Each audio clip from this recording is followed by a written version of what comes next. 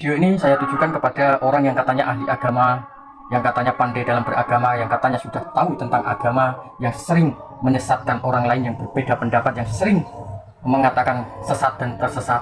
Maka sesungguhnya apa sih itu kata tersesat? Tersesat adalah orang yang tidak tahu tentang jalan menuju Tuhan.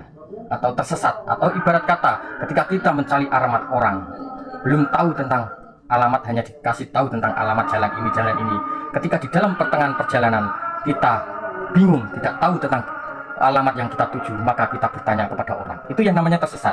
Kalau kita tidak tahu jalan, tidak tahu apa tujuan alamat itu, kita diam saja, maka kita akan tersesat. Akhirnya kita berputar-putar, tidak tahu tujuan dan tidak nyampe pada tujuan yang pertama kita tuju. Itulah yang artinya tersesat.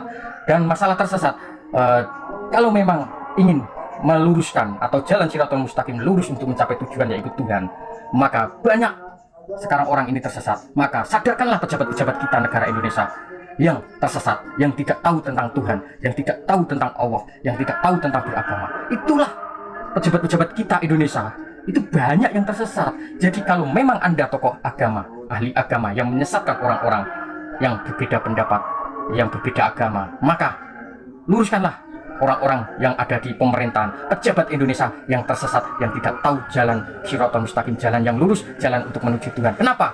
Karena dari lurah sampai pejabat tinggi negara itu banyak yang tersesat. Karena apa?